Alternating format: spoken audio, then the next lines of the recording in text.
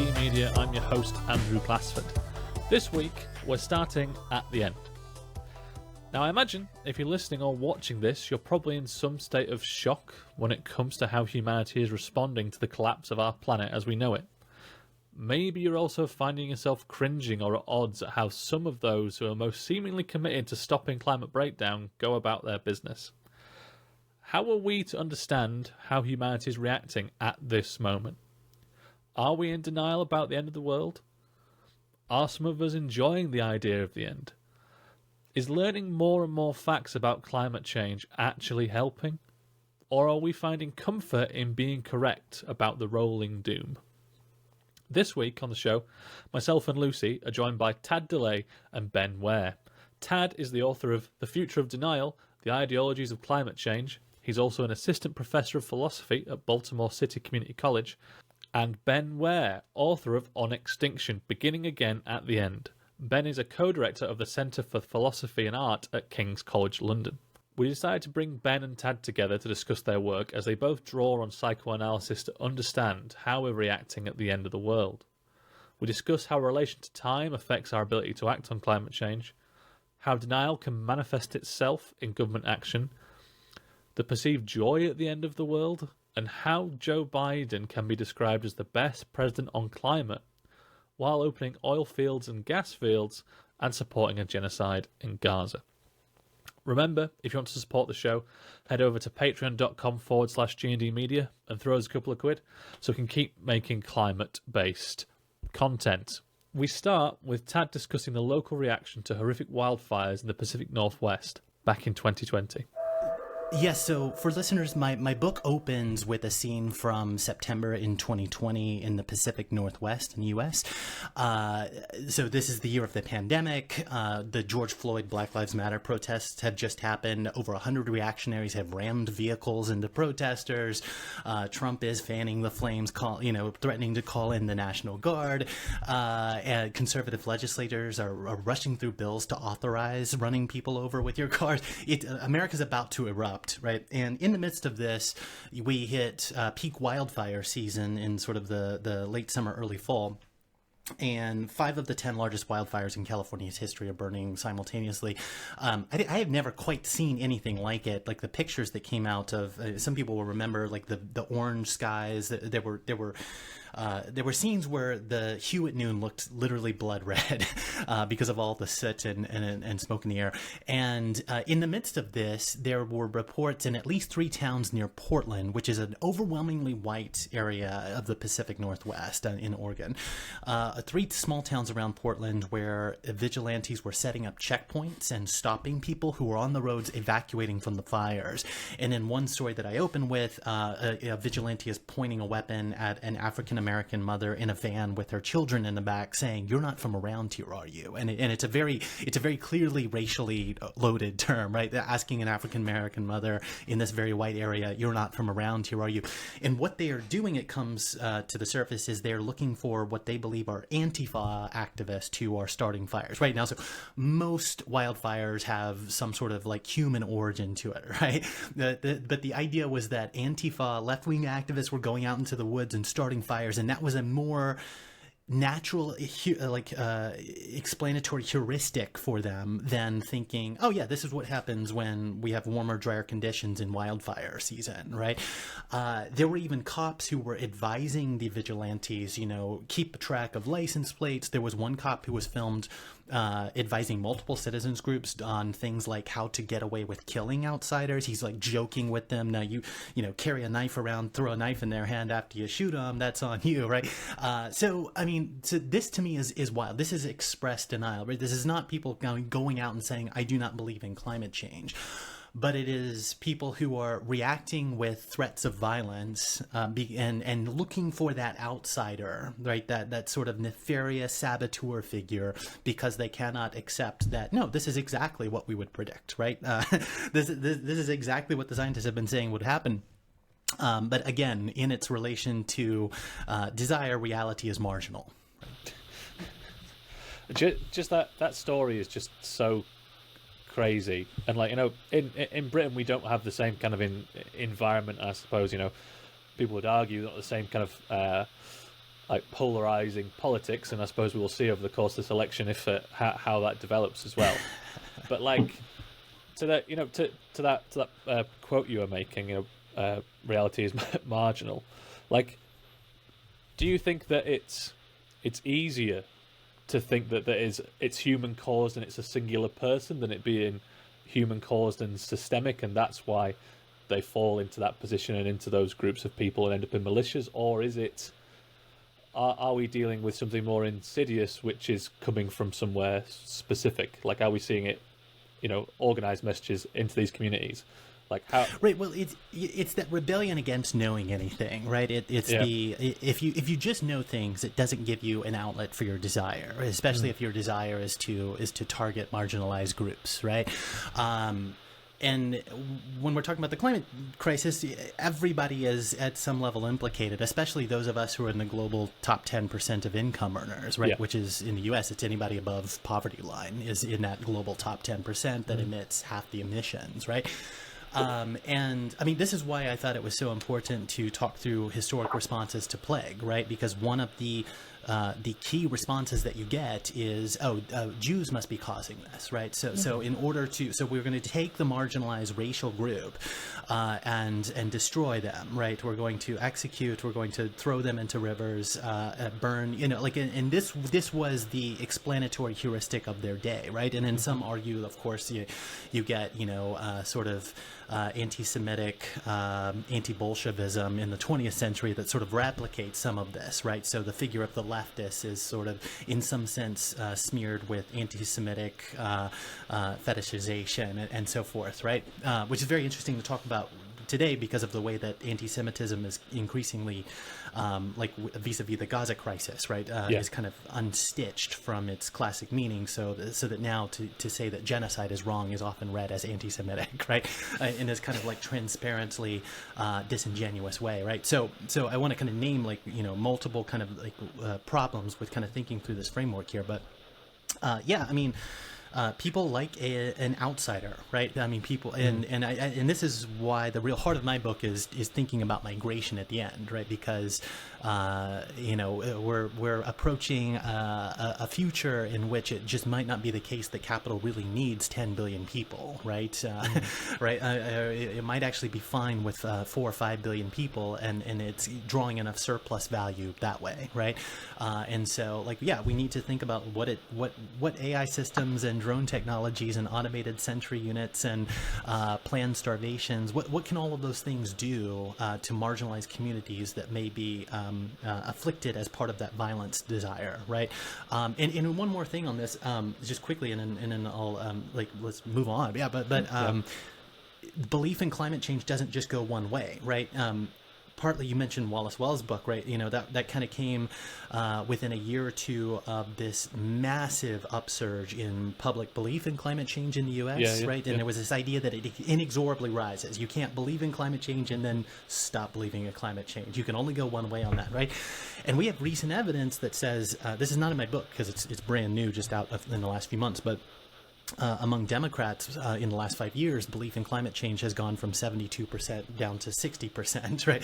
So even as the changes ramp up and become undeniable, curiously they become more deniable nonetheless, right? And so we kind of need to think, okay, if people are going to find new ways to deny, how is that going to get stitched into their behavior? Yeah.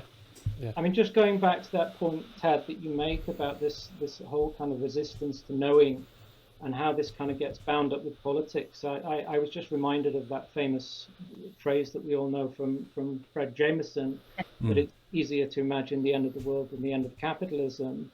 And I'm thinking that, for the right, maybe that gets kind of, repurposed, that it's preferable to imagine the end of the world rather than that the left be right about anything.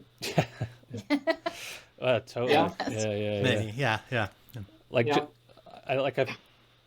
kind of move on very shortly, but just I feel like in the last month or so, there just seems to be the image of what the left is to the right has become so unhinged from reality, to the point where, I don't know, saying you should be nice to someone is now being called communism online by certain people with a large following on Twitter. It's just, I don't understand how that has happen. But I suppose what we're talking about is that we can create the world we want to be for the sake of our own ends. If we don't want to be involved with these people, we want to do stuff much worse. We'll push on in this direction anyway.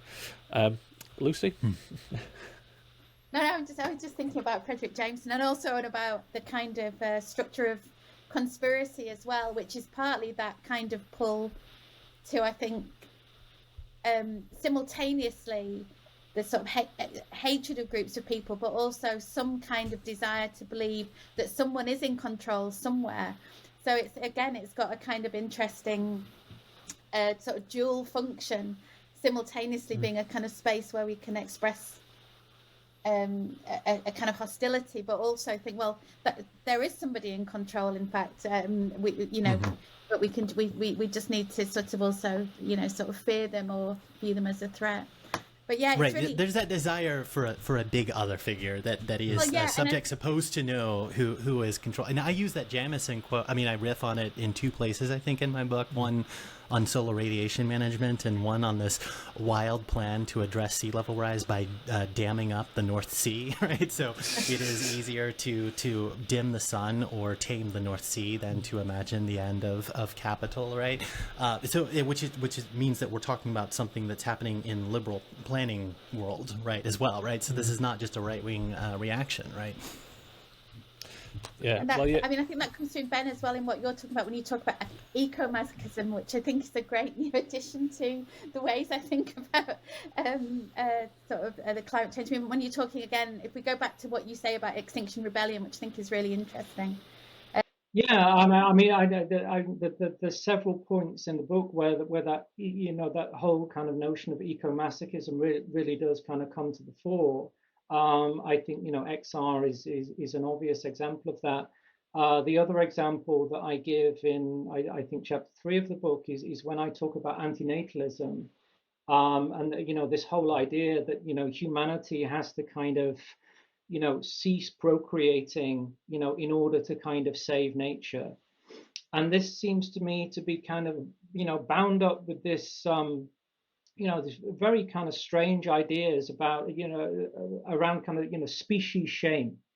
So, that we are all kind of, equally kind of, responsible for what's going on in the world. And therefore, we have this kind of now this ethical kind of obligation to take ourselves kind of out of the picture. And I then kind of go on to sort of try and kind of think about precisely kind of what motivates these ideas. And I say that I don't think it's necessarily just a case of kind of trying to save nature. I think it's an attempt, perhaps, on the part of the antinatalist to kind of, as I put it, to die a right death in a wrong world. But this turns out to be just as affirmative as any kind of, or as heroic indeed as any other kind of tech utopianism that believes that it too can save humanity. It all seems to go back to the same thing. That just by doing a certain course of action, we can save nature, we can save everything. I think a very, very problematic response to the catastrophe. You go on to outline what de-extinction is in this section about antinatalism as well. Can you just kind of briefly explain that? Because I think our listeners will be kind of fascinated and maybe horrified in the same instance. Yeah, so I mean, de-extinction I see as the kind of the flip side of antinatalism. I mean, in the the most kind of straightforward sense. I mean, de-extinction is the ideology that is committed to literally kind of reviving and restoring extinct species and bringing them back to life. And whereas the antinatalist says that we, need to sacrifice ourselves for the sake of nature, the de-extinctionist would say that we need to kind of submit ourselves to kind of accelerationist science in order to kind of solve all of kind of nature's woes. So they end up essentially just being two sides of the same coin, I think. Both kind of, once again, kind of, disavow, I think, our political reality and lock us into this kind of dull presentism in which kind of nothing can really change. We have essentially two choices. We either kind of allow the species to kind of go extinct, or we give ourselves completely over to kind of, Silicon Valley kind of, tech science, and that will kind of solve everything for us. That's also a deeply promissory narrative, isn't it? That's that same kind of, if we the thing that kind of, I think Melinda Cooper's writes about really well. If we must invest in the possibility and the potential of ourselves to be able to think our way through this crisis, with the promise that will occur. It has a kind of interesting sort of parallel with I guess a kind of kind of messianic narratives as well. This thing to come. Absolutely, yeah, absolutely, of course, yeah. I think that there is certainly something deeply kind of theological in the kind of the worst sense about both antinatalism and kind of de-extinction. That there is almost this kind of the sense on the part of the antinatalists that they can become saints, if you like, without doing any of the kind of metaphysical and theological kind of heavy lifting. And then the de-extinctionists putting themselves in this kind of godlike position of kind of resurrecting the dead and saving everything. Well, I think that kind of plays into the fact that both positions aren't really about there being a relationship to nature any more than it being about a total control of nature. We will decide what comes back and lives in our Jurassic Park existence, and we will decide to kill ourselves so that we are ultimately in control of our own ends. Which I think you outlined at the top of the book about like Marx's position on that separation from nature as well, and I think that's kind of something we kind of have to deal with in this whole discussion. Is, well, are we going to be on top of all of this and on top of the world and the climate and go, we will decide our end, or are we going to find a way to live inside that system and kind of in harmony with it? And that's not really anything I've seen in the political sphere in terms of the conversations around dealing with climate change. It is kind of that it's a scientific approach, which is like we're trying to get the bar from here down to zero, as opposed to understanding where we fit in that system. If you see what I'm saying. The bit that struck with me was the description of kind of apocalyptic jouissance, and I think that's really interesting. I think in both your books, what's really interesting is absolutely pushing back at that kind of sort of fairly trite idea that all we need is knowledge and information to make good, rational, intelligible decisions about what's happening. And of course, that's exactly what's played on with that, kind of don't look up or whatever. We just need to be just to know what's going on, and then a sort of action will follow. And I think, of course, the great insight of sort of psychoanalysis is that one, we don't always, we don't behave or act like that. Often that's not kind of necessarily the ways that humans act, and that actually more information is not necessarily going to be the thing that helps us address this. So I think that's really interesting. No, absolutely. Sorry, Andrew. I think one of the ways that I would tie that kind of idea of apocalyptic jouissance kind of in with other threads in the book. I think the apocalyptic jouissance stuff emerges at a point where I actually kind of engage in a critique of XR, if I remember that correctly. Yes. Yeah. But I think it also kind of dovetails quite nicely with some of the things that I have to say about different senses of time. So we have this kind of, one sense where it's kind of, it's already too late, there's nothing to be done, time is over. And then this other sense where, there's not much time, time's running out, we've kind of got to kind of, do something kind of immediately. And I see these kind of two senses of time in a sense as, put it in a kind of psychoanalytic register as two different ways of kind of enjoying catastrophe in a way. The first sense of time, is this kind of, utter defeatism. This second sense of time kind of maps on to this sense of kind of hyperactive kind of narcissism. We've got to kind of, act now to kind of save the planet, and it's all on us. And I think, what both of these things kind of disavow is precisely the politics of. Is there also something about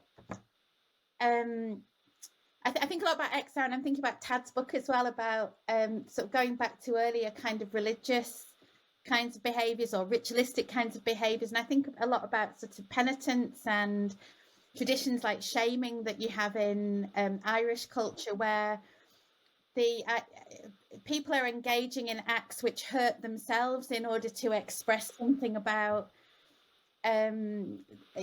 what you're prepared to suffer to say something about the sort of climate emergency. I think there's sort of kind of quite interesting sort of threads that might connect what you're doing. But Tad, because you talk a lot about you go back to sort of religion, I think, and I think that's probably part of your sort of academic background as well, to think about this. So and I think that's quite an important lens as well, to think through issues of denial. One of the quotes from Jacques Lacan that I drawn, and it is always kind of in the background in my work, is that he says, I believe the exact quote is, in its relation to reality, in its relation to desire, reality appears as marginal. And I love this idea that actually the reality is quite kind of a secondary or tertiary concern to what reality is, right? Another way that I often put this in my work is that we are not subjects who desire to know, we are subjects who desire, full stop. And occasionally that desire does attach to know something, but the knowledge is not primary, right? The knowledge can kind of only come in when it sort of augments or supports something else that you're enjoying, which is why I like this idea of two jouissances, two enjoyments, right? The one of like enjoying the doom, and the other of enjoying the thinking of oneself as the messianic figure that can save the world, right? But yeah, I mean, the thinking of this... I kind of originally got into thinking about climate change because in my religious studies, one of the things that I was tracking was just how many people around the world just don't believe that there will be a 22nd century, right? So in America, about something like 1/5 to 1/3 of Americans just don't believe that there will be a 22nd century because God has promised to destroy the world, right? Only about 1 in 10 of American Christians are confident that the world will still be here in 100 years, right? So even if you can get people to believe the science, it's not clear that should matter, right? Because one cannot destroy what God has promised to destroy. And in effect, by asking people to believe in the climate crisis, you are asking them to give up something that might be deeply important to their identity construction vis-a-vis their faith, right? We had one very, very stupid example of this with Ronald Reagan's Secretary of the Interior, who once in congressional testimony was asked, will you protect the forest and wilderness for future generations? And he point blank says in Congress, I don't know how many future generations we can count on before the Lord returns, right? And that's a very kind of normal American viewpoint, right? This apocalyptic jouissance, the idea that God is coming to set everything right by burning everything to pieces in the near future, and everything is read through that. The climate crisis is read through that. The genocide in Gaza is read through that. The economic growth is read through that, right? And so, yeah, I think we need to get much better at kind of thinking about those lines of enjoyment, because they look very kind of stupid if we're talking about like extremely reactionary, regressive, revanchist faith traditions on the one hand, but it can also look like this kind of like doomer, kind of like almost enjoyment at like there is nothing to be done, right? Which I want to kind of caution. I have kind of a conflicted relationship with like doomers, because some are actually very kind of up there on the science and I consider allies, right? But on the other hand, like I'm very suspicious of this idea that we should just not do anything, right? Which sometimes you find, right? Because civilizations collapse in the near term is already forewritten. So in a sort of another version of that apocalyptic. So yeah. So I think we need much more tools, and I think that the humanities have a lot to offer climate analysis that are just kind of untapped right now. So. Yeah, so I'm hoping to see that conversation a little bit more.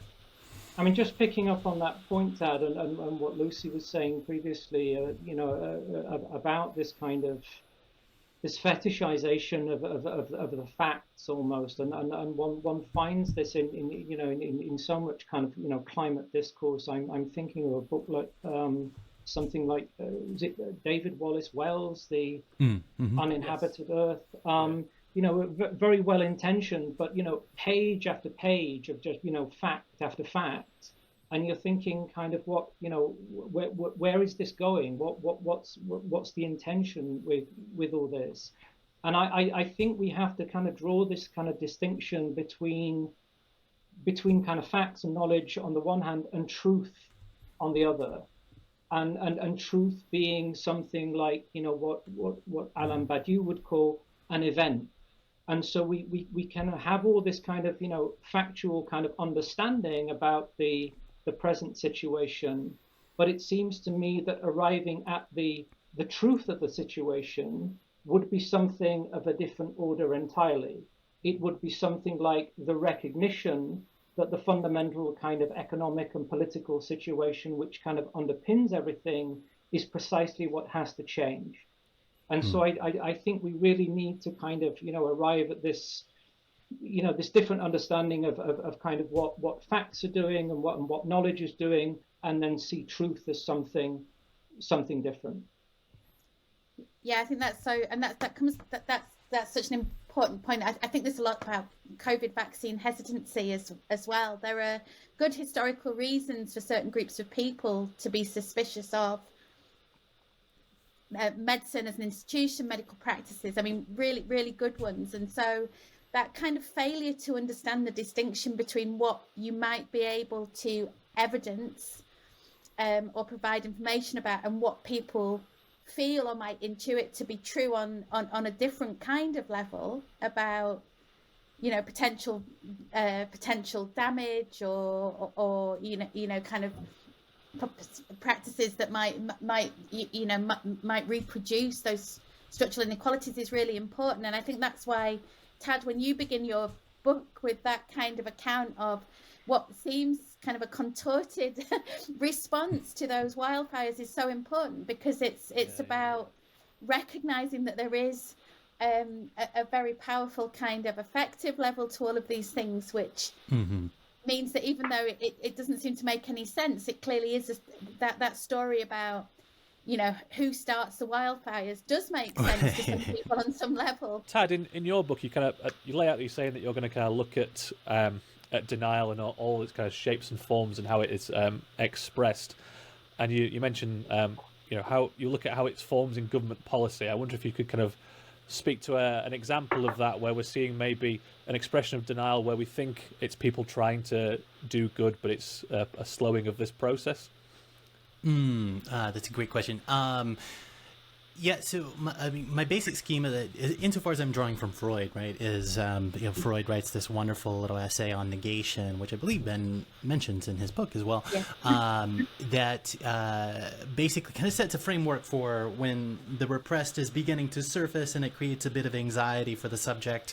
You have kind of two buckets of responses. One is reality denial, right? This thing that's coming to the surface. No, I'm not going to think about that. And then the other is acknowledging what is coming to the surface, but distancing oneself from moral culpability, right? So reality denial and guilt denial, essentially, right? And I like to joke that in America and in many Western countries, you conveniently have a political party for whichever form of climate denial you would like, right? You can deny reality on one side or deny your guilt on the other. One way that this looks in,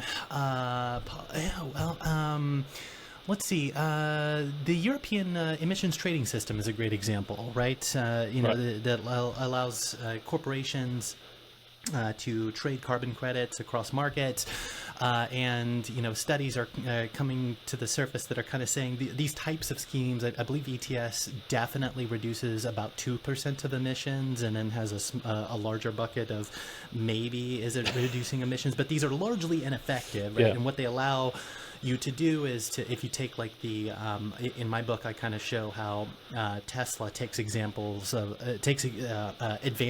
of these types of schemes in the US and abroad, to become profitable for the first full year in 2020, and they sold so many carbon credits that if we're using the EU ETS benchmark of around $25 per ton at the time, basically every set Tesla sold allowed 28 vehicle emissions worth of worth somewhere else, right? So in other words, you were actually kind of worse off driving a Tesla, doing the math, than in just driving like a normal fossil fueled vehicle, right? So that's one example. I also, one place that my mind goes is U.S. climate envoy John Kerry talking about how in order to get to net zero, we're going to have to rely on private corporations and technologies that don't yet exist, right? And what he is talking about is the output from integrated assessment models, right? And the models are not wrong insofar as they are talking about the need to implement technologies that aren't yet existing or aren't yet scaled up, right? But there is this tendency that you will see in climate conscious liberal politicians to talk about the need to implement carbon taxes or direct air capture technologies as if what the integrated assessment models are spitting out is actual policy plan, right? And so I think that there's a lot of confusion that kind of goes on when the IPCC puts out a report that says here's a pathway to keep temperature to 1.5 degrees with little or no overshoot. Yeah. What they are doing is giving you a model that is not politically feasible, right? They are more or less essentially describing a shared socioeconomic pathway, one with high mitigation for radiative forcing, which essentially means they are projecting a world in which we more or less in the next decade or so transition to global Scandinavian-style social democracy, plus invest hundreds of trillions of dollars into carbon capture, right? It seems very much on the horizon. I don't know what you're talking but it's about. Also not one we're going to do, right? Yeah. So that's to me that's kind of like the test case, right? Yeah. So instead, what we get is fossil fuel reserves currently on the books are worth $259 trillion. Total resources are worth $2.5 quadrillion. And instead of keeping everything in the ground, you get the Biden administration producing the largest lease of land for fossil fuel extraction ever in history, right? And now the U.S. is like the world's Saudi Arabia, both on gas and oil, right? We're the Saudi Arabia of Saudi Arabias, right? And so this is happening under a liberal administration, right? So this is how it works, right? Just to get a quick question for Tad, picking up on that idea of denial. Why did you decide to go with denial rather than disavowal? Obviously, disavowal. That's a good. It takes the form of kind of as you know all too well. I know very well, but nevertheless. And that seems to be where the political classes, the capitalist class now that kind of accept that there is, going back to, Freud's kind of kettle joke, there's a hole in the kettle, but, we kind of, nevertheless, we can just do kind of X and Y in order to kind of fix the hole. There is no hole in the kettle. Yeah, no, I think that's a great question. Yeah, I only mentioned disavowal in a very, very small handful of times in the text, right? And it was actually, I don't think it was until I was doing the copy editing that I realized quite how little I use the term disavowal, right? Because sometimes I'm talking about a very neurotic denial, and sometimes I am talking more like what a Lacanian would call fetishist disavowal, but I'm still using the term denial because it's more familiar. But yes, this is and it's occurred to me that actually if I kind of keep going in this direction, I may want to kind of think more about fetish disavowal in terms of integrated assessment models and pathway modeling and so forth, and partial system with sort of a Lukács reification type thinking and so forth in the future. But yes, this is one of the reasons why I think we need psychoanalysis in this conversation, because psychoanalysis gives you a whole toolbox for thinking about denial, right? Because what the neurotic is denying in terms of guilt or reality, with the repressed coming to the surface, is not the same as the perverts, right? Now, clinical perverts are a fairly small portion of the population, right? But the law of capitalist accumulation is absolutely perverse, right? So the law of capitalist accumulation is working as kind of a perverse, yes, I know, but nevertheless, I'm going to do it anyway. Even though that law of capitalist accumulation is sort of governing mostly individuals who would be kind of normal, obsessional, or hysterical neurotics, right? And that's a very kind of interesting dynamic. So you end up with, again, the Joe Biden character who is using a very kind of perverse logic, but Biden is not a pervert, right? Biden is a normal kind of neurotic that just is kind of, but yes, one example of how this perverse logic works is when Biden did that aforementioned largest fossil fuel lease in history. Yeah. What his administration did was produce a report that specifically named IPCC Assessment Report 6 that had just come out, and it said this does not present sufficient cause to reconsider our environmental impact study. So they specifically named the IPCC, name-checked it, cited it, and said, nevertheless, right? And that is quite classically this perverse structure. And then I talk about, Michael Mann, one of the more high-profile climatologists in the world, going to bat for the Biden administration and saying, yes, it is good that they are ignoring the administration, the assessment report, and perhaps they will come back in the future and reconsider. But of course they will not, right? Like, just to put a point on the Biden thing, actually, it's... I've seen a lot of people at the moment kind of talking about how can he be so good on climate and be not doing anything about the genocide in Gaza. And what you're saying is totally right. He's running on two forms of denial about both things. He's running on carbon credits and expanding oil and gas while just letting Israel get away with what it's doing in the West Bank and in Gaza and the West Bank. And they're not in opposition to each other at all, really.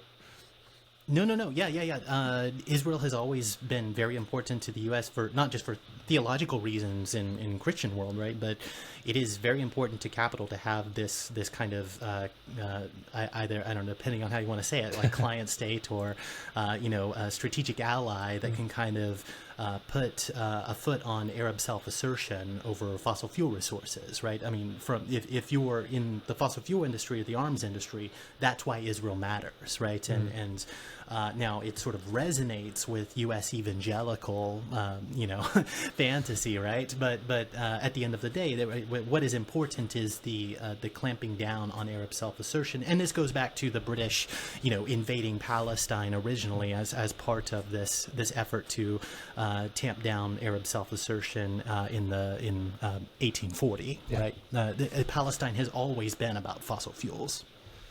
Yes, there's least to say about the potential licenses going out for the coast near them at the end of this crisis. I mean, it's very interesting, Andrew, what you were saying about kind of Biden kind of doing stuff for in relation to kind of climate. But then, I mean, to go back to this whole kind of, issue of kind of disavow, I mean, the fact is that I've just written some stuff down for a new text that I'm currently writing, but the U.S. Department of Defense is the biggest single producer of greenhouse gases on the planet. Yeah. That in the first couple of months of the Gaza genocide, there were 281,000 tons of carbon dioxide generated, and then in terms of the rebuilding, should that ever even take place, that will generate something like 60 million tons of CO2, which is the equivalent of a total yearly kind of output of a single European state. And so these two things, I mean, I think this would again take us back to to Jameson and this kind of moral maxim to kind of always totalize, that there is not just the climate and ecological issue on the one hand, and then there's the issues of war and violence. These things are all kind of intimately connected. But I was just going to say, if you wanted to talk about the big exclusion from things like carbon capture or the ways we might look at environmental damage, of course, it's the exclusion of the impact of weapons and the military and war from all of those agreements, from all of those, right? We have a carve out. Yeah. As long as it is UN sanctioned, we don't have to count emissions, right? Which just means the U.S. needs to get a rubber stamp from the international community anytime we want to go to war, and we don't have to count those emissions, right? Yeah, I gave a talk last night, and somebody came up to me at the end and pointed me in the direction of a piece on the BAE Systems website where they God. talk about green grenades and green munitions. And I just, It's Well, I just got, if it's okay to go into, Please, I talk in my book about the fantasy of greening the military, right? Which is, I mean, yeah. So on the one hand, it is the largest hydrocarbon. It's the largest hydrocarbon consumer and the largest emitter in the world, right? But it's still only a percentage point or two of total U.S. emissions, right? But you do find these proposals, how do we green the military, right? Which is nonsense. There's no such thing as clean, sustainable jet fuel, right? Clean bullets. Even though you can buy products marketed that way, right? And one little shot that I take in my book is on Senator Elizabeth Warren's plan. When she was running for president, one of the things that she campaigned on was greening the military. And I think this is extremely important to kind of think through the danger of, because this is alluring to a certain type of person who is not thinking about, okay, in modern conflicts, 85 to 90% of military casualties are civilians, right? Yeah. The military work is mostly killing families, right? That is the overall, that is what military work is in practice, right? And if we talk about greening the military, we're sort of putting this this veneer over something that already has a veneer of being something other than what it is, right? And so Elizabeth Warren's plan to green the military, and I'm not going to pin all of this on her. There's probably some staffer that put this on her website, but it's at least two of them. Among the things linked to an Army net zero plan. And I always wondered if the staffer actually clicked through and read what it was. God. But I did, and the Army's net zero plan is not actually about getting net zero emissions. It's net zero waste, right? And most of what the report is talking about is putting some solar panels on forward operating bases or reducing wastewater in toilets. Yeah. And so the big headline then is greening the military. But what you're citing is literally making the toilets more efficient, right? And this is how I mean, I kind of joke that this is a great example of the bullshit, right? Yeah. Of talking about toilets when you're actually pretending as if you're talking about something that is impossible, right? I was on a train 2 weeks ago going to Manchester from where I work in Preston, and I was sat next to a guy, and we just started talking, and he was in Manchester. He was from the States. He was in Manchester for a conference about clean up in the military, as in how to, it's like your point, how to clean up the waste from the creation of ammunitions, the creation of bombs. And I feel like I couldn't express to him how absurd the position seemed to be that his job was. And as my face certainly was contorting into a way where I was like, you realise you're talking absolutely out of your arse, right? Whatever you're doing can't be good for humanity. It's purely just a comfort blanket for yourself. And I think it is that space that we've talked about earlier about, having loads of information and having the kind of technical prowess to say that you are doing better and, helping climate change is not the same as doing it. And it's a form of denial and a form of carrying on the system that is killing us all. And I didn't say that to him because it was 20 minutes on a train. But if he's listening, I'm sorry, but yeah, your life is a joke. We should probably wrap up shortly. Lucy, do you have any final questions? I do have a question which is for Ben, and it's the quotation from Benjamin that you cite. But I also like the way that your book has a kind of I don't know, has that kind of amazing kind of montage juxtaposition of different fragments that I also associate with Benjamin in a very positive way. But you quote Walter Benjamin and you say, revolutions aren't necessarily the locomotives of world history, but rather attempts by passengers on capitalism's runaway train to activate the emergency brake. Yeah. So as Benjamin puts it, to interrupt the course of the world. And I suppose my question is, what does that sort of mean? How do we interrupt the course of the world as a response to what we're experiencing and seeing and what we're living in? No, it's a really great question, and clearly goes to the heart of the book as a whole. I mean, one of the points that I kind of come back to throughout is this whole kind of issue of time and how we seem to be kind of stuck in this kind of arrested temporality, something that I describe as almost being like a kind of limbo state. So then the question becomes, how can rupture, how can political change be conjured out of kind of stuckness or kind of stasis itself?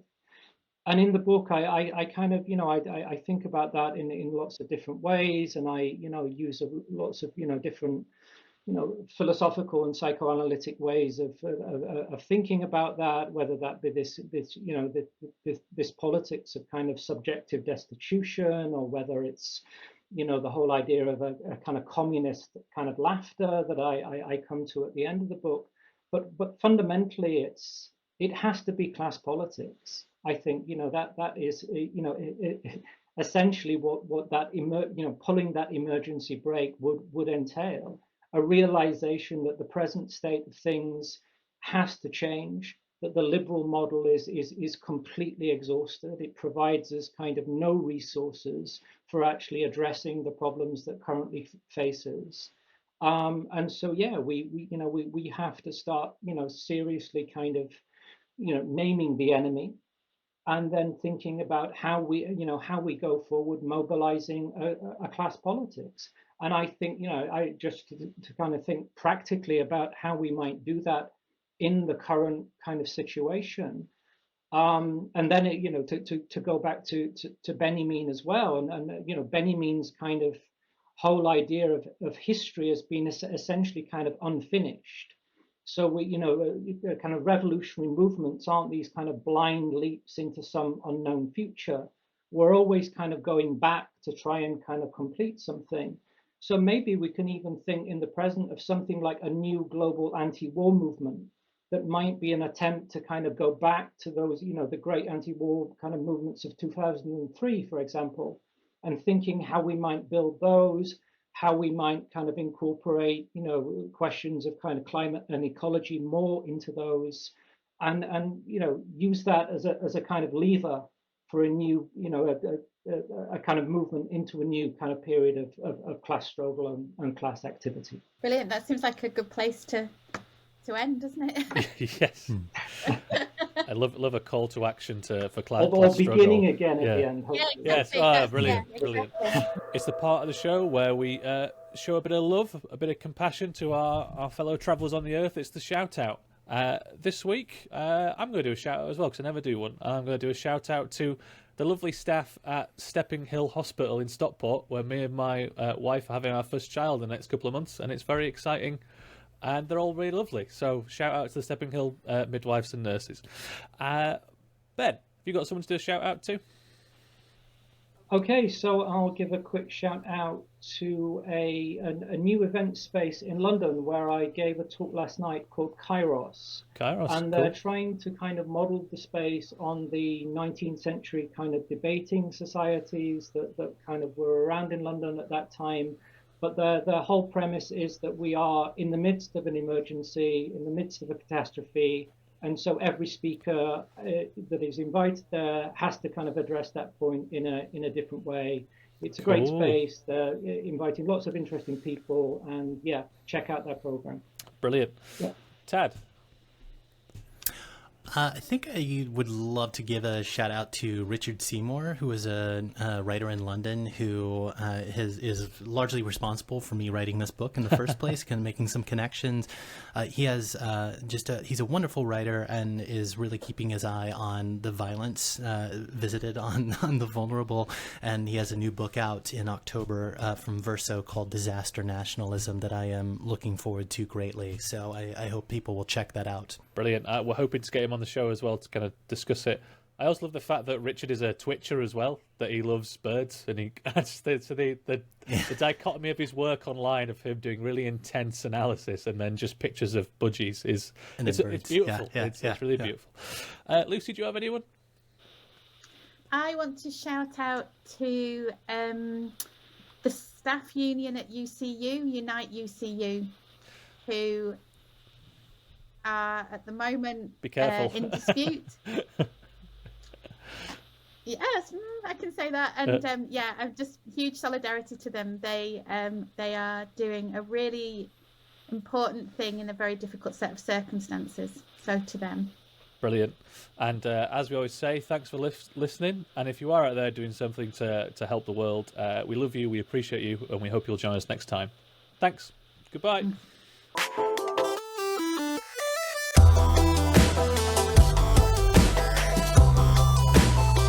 We'd like to say a massive thank you to all of our supporters on Patreon, and a special shout out to our top tier patrons: Barbara Burke, Pierre Munt, Jill Burke, Jolyn Stone, Karen Taylor, Lizzie, Marie-Louise O'Hanrahan, and Steve Smith. Thank you so much for your support. If you'd like to join these amazing people and support the show, head to patreon.com/G&D Media UK. And if you can't afford to help us out, please leave us a review on iTunes, Spotify, or wherever you get your podcasts. Thank you so much.